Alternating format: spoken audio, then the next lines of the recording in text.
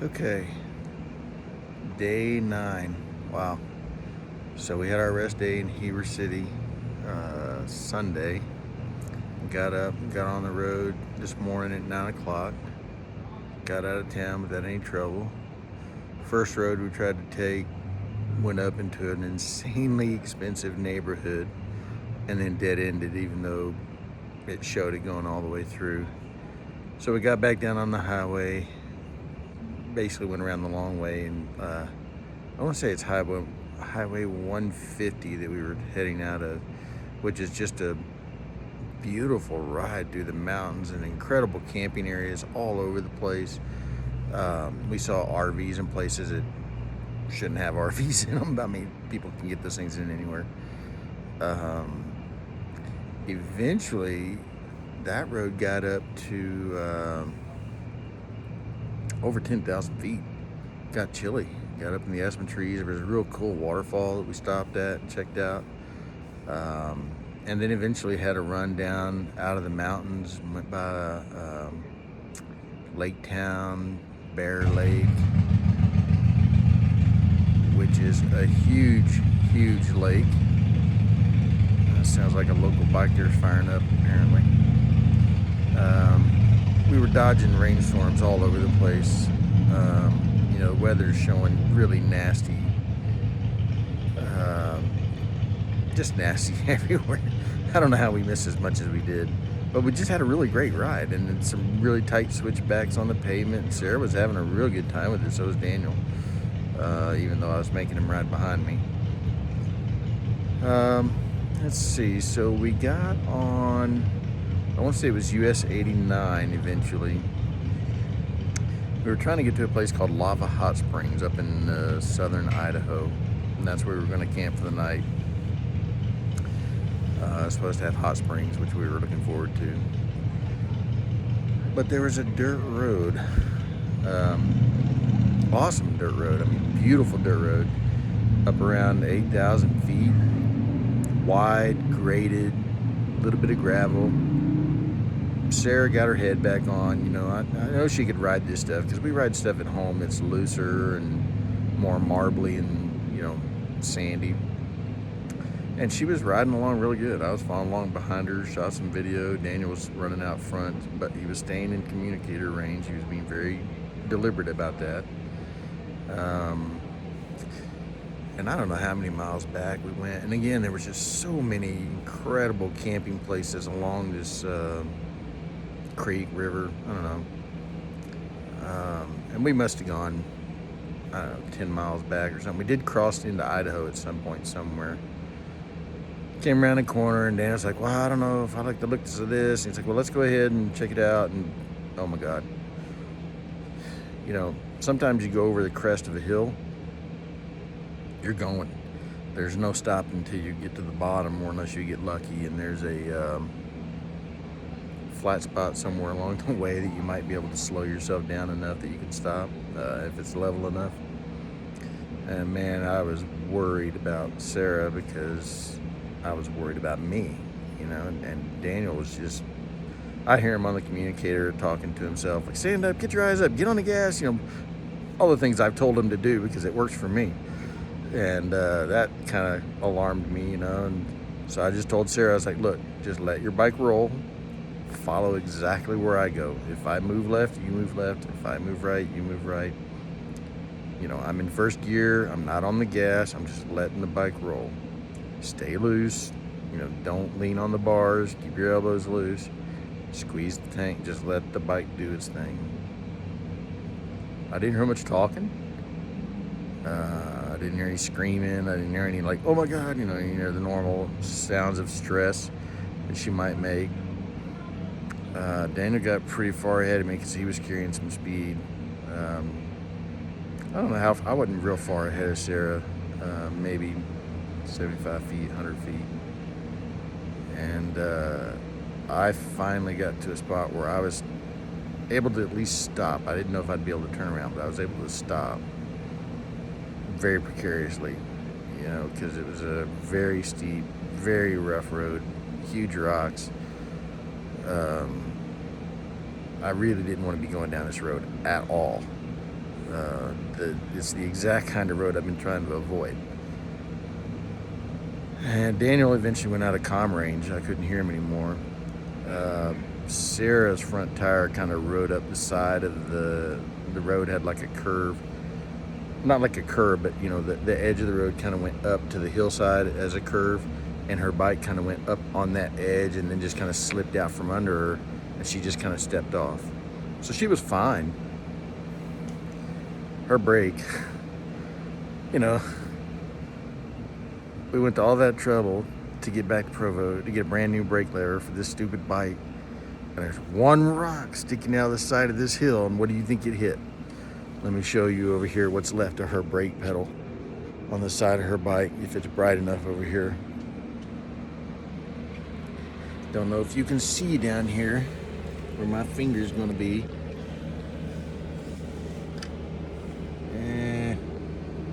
Right there is the end of what used to be her brake lever.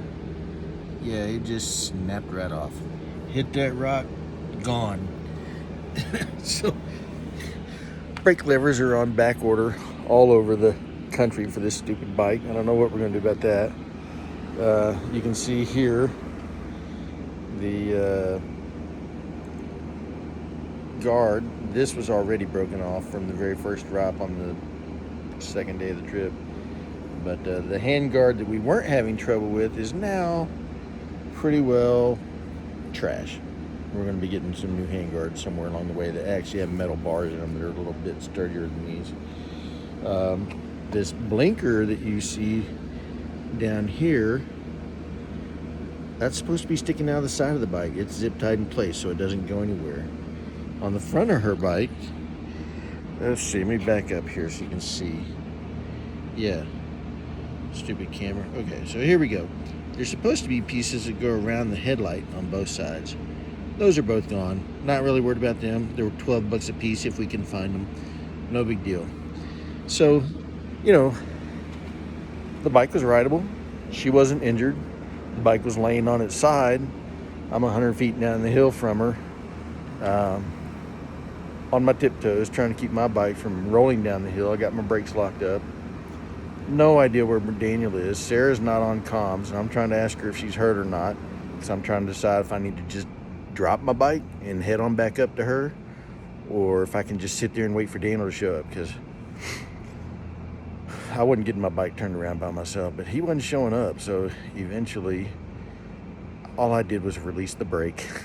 And immediately, he started coming around the corner, and he came back on comms, and he could hear me. And immediately, the bike just went to the right. And I wasn't moving. I wasn't rolling. I didn't have any speed. But, yeah, there was no stopping that thing. It went down, threw me off. I landed over on the shoulder. You know, I was fine. I didn't even try to stop the bike because it's way heavy.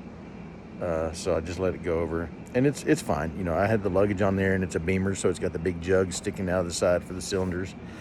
About the only thing that happened is crash bar. I don't know if you can see the crash bar here. It's got some pretty good dings in it around the cylinder, and there's some oil coming out of the cylinder head down here. I'm a little concerned about that, but I think it may have just been from the bike laying on the jug and oil coming out through the bolts that hold the jugs on there, because you know, I don't think it hit anything really bad that would have cracked the head, but I may have to pull the engine guard off and pull there's a second guard behind the bar that's like got a rubber mat in it. So, yeah, crazy day. So then we're trying to figure out how we're going to get back out. Daniel's somewhere way down the mountain out of sight. He comes trudging back up the hill, huffing and puffing like you wouldn't believe, because he thought Sarah was hurt, so he was running up this hill. To his credit, I'm laying on the ground. He got there in time to see me flop over. Sarah's just sitting on the shoulder watching the show. Finally, you know, Daniel gets there, and we take some of the luggage off my bike. We take our gear off, and Sarah walks down, and we get my bike lifted up, which was, it's a big, heavy bike. Get it mostly turned around, get a big rock under the kickstand, and get it secure so it's not going anywhere. Then we walk up to Sarah's bike, survey the damage, get her bike upright, pointed the right direction, and secure so it's not going anywhere. Well, then we got to figure out what to do about Daniel's bike. He's way down this hill. He said he got down to a point where he could see other people, like Jeeps and stuff, had turned around. So he and Sarah walked back down there, and eventually I hear him coming.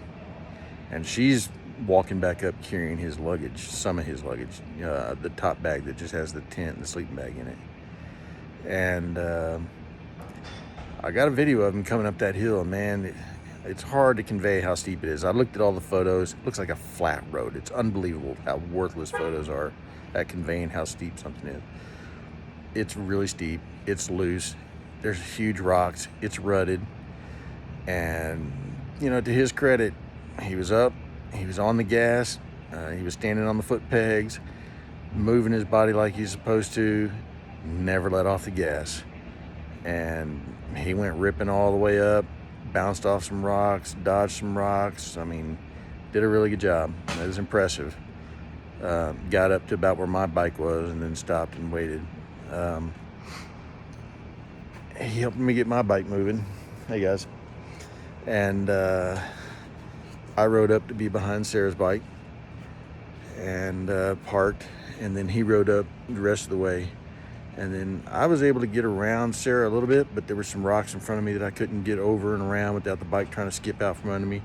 And now it's pouring down rain. I mean, pouring down rain. And it's getting muddy. We got some steep climbing to get back up to the top to where the road is in good condition and we know we can get out even with the rain. And I'm concerned that we might not be able to get out because these tires, you know, they're not mudding tires at all. So once I got my bike rolling, Daniel came up, stood behind me, you know, kept me from falling over until I could get rolling. And then once I got rolling, I just got on the gas and told him I'm going all the way to the top because I didn't want to stop. And I was slipping and sliding and crossing ruts and bouncing off rocks, and eventually got to the top, got off the bike, started going back down. And about that time, Daniel comes up behind me on Sarah's bike, parks it, and we walk down together. And it's really coming down now, and the water's running down the road between our feet like a river. And I'm getting kind of worried because Sarah's sitting down there by herself, you know, kind of scary because it's thundering and lightning. And we get down there, and she's walking up. She's fine. And Daniel goes on down to get his bike. And then he has to ride that back up. So Sarah and I waited and watched, and I got some video of him coming around doing that too. But same thing. I mean, it's steep, loose. He's sliding all over the place. Went offline one spot, but didn't get off the gas. Stayed on his feet, kept his eyes up, bouncing off rocks. You know, good thing he had the skid plate on his bike, the heavy-duty skid plate. And, you know, eventually he got all the way to the top. And then he came back down to meet Sarah and I because it was a long walk back up to the top of that hill. We were over 7,000 feet, I think like 7,700 feet. You know, we're flatlanders. We're huffing and puffing and stopping every 50 feet because, yeah, I can't do that. Leaning on trees, whatever we can do. But eventually we get back to the bikes, all three bikes at the top. We're okay. The bikes are okay for the most part. Daniel and Sarah have pizza that they saved from lunch. And I chugged some of my Gatorade stuff. And then we set about, you know, taking care of Sarah's bike, making sure it was rideable, even though she didn't have a back brake. And then we just had to ride back out. I mean, it was a beautiful ride back out. The rain did stop. The road was a little bit muddy, but it's kind of like a weird crushed gravel, not like, almost like, not sand, bigger than sand, but not like gravel like they dump on chip seal roads.